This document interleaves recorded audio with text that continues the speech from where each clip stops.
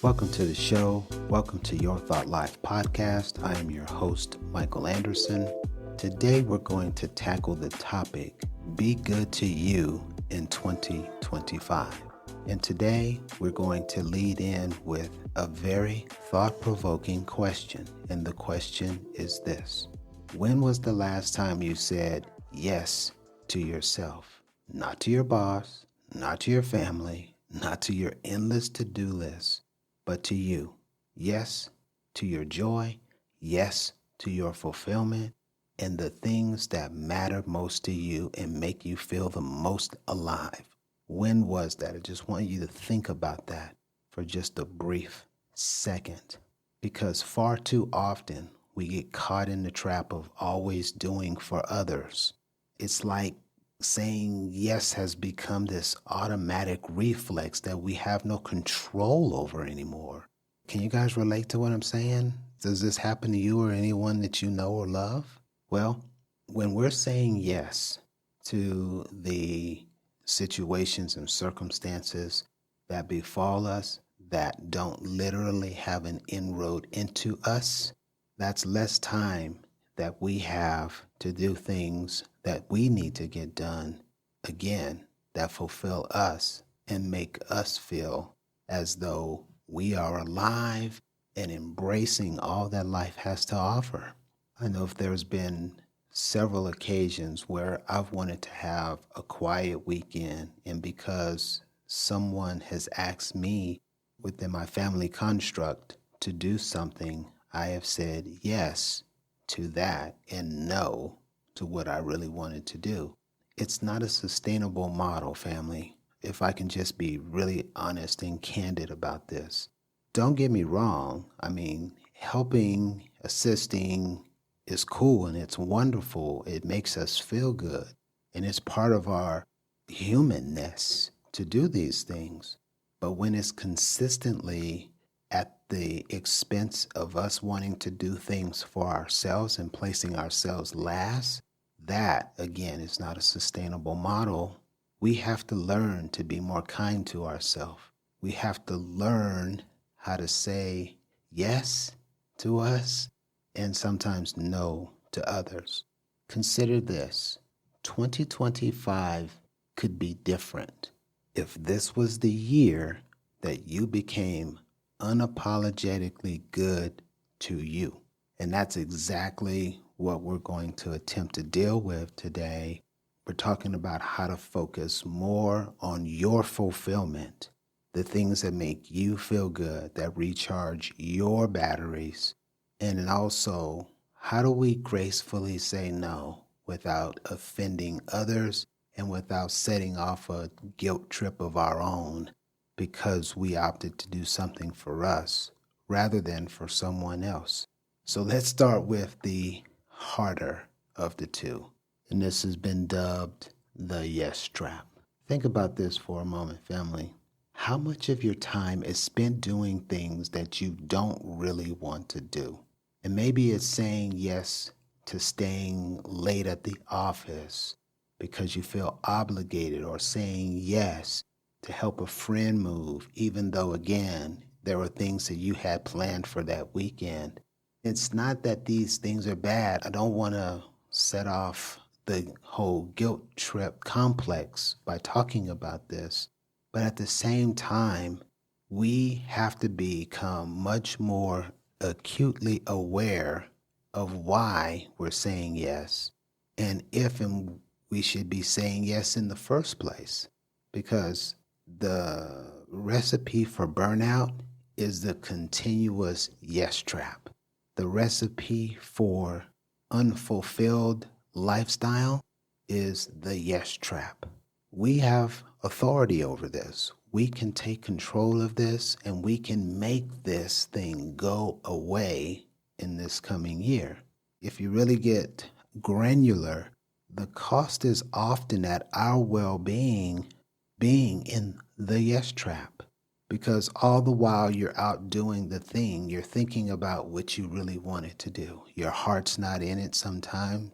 And God forbid, You should get so agitated that you start to give off vibes, energy, and facial expressions, and then the person who has solicited you takes notice of that.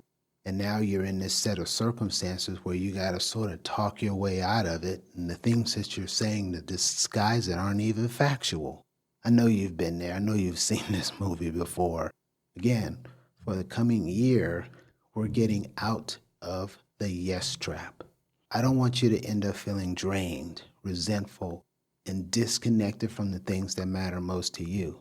And that's why we're bringing this yes trap to the absolute forefront, so you can be thinking about this over and against the things that you want to do and carving out space that you get to do what you need to do.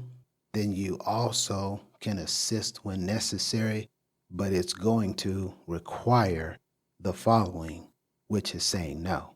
Let's flip the script for just a moment. What if saying no isn't about letting people down the way we sometimes view it internally? What if it's actually about saying yes to yourself? That's been the narrative that we've been on this entire talk. Let's talk a little more about this, because here's the thing. Every time you say yes to something that doesn't align with your goals or values, you're saying no to something else that is important to you. And quite often, talking to the number of people I get an opportunity to talk to, the thing that they're saying yes to doesn't have any relevance, any real significance. It doesn't matter to them at all. They simply don't want to be viewed as unhelpful. And the bulk of that guilt is self-generated. We're getting out of the yes trap, and we're ceasing to participate in the guilt that comes typically with saying, no, I've already got plans. But check this out. There is a more graceful way to deal with this. How would I do it? Saying no, just to be candid, can be difficult if you don't have techniques. And I'm all about, sharing techniques with you all. So maybe you're worried about how the other person will react, or you don't want to seem to be rude, or that whole self-generated piece I just shared, you don't want to appear to be unhelpful. Well, here's the truth. You can say no in a way that is both kind yet firm. Here's a few things to sort of sum up what I'm talking about, that you can layer it into your personality and identity so you can pull this off in the same manner. First off is you need to be empathetic. You might say something like, I really appreciate you thinking of me, but I'm going to have to pass this time, and you don't have to finish it because blah, blah, blah. The firmness is, but I'm going to have to pass this time. And if you're requisitioned again, you simply restate it, but just a wee bit differently. Again, I am so appreciative of you considering me, but as I shared, I'm just not going to be available this time. And maybe you add a little head gesture, a little nod, or a little shaking of the head left and right, like no. So they get the nonverbal along with the verbal. And then if you're like me, I'm just real candid and I'm honest about my priorities. So I would say something like, hey, that sounds like a great opportunity, but I've already got plans. I'm not at a position where I can change the plans. I'm sorry, I'm not going to be able to help this time. Then what I like to do is share with them, hey, in the future, if you can give me about a week's notice, that might be enough time for me to move some pieces around that I can accommodate your request. And then lastly, I want to share with you from a psychology perspective, and that brevity is your friend. Keep it short. You don't need to be long-winded.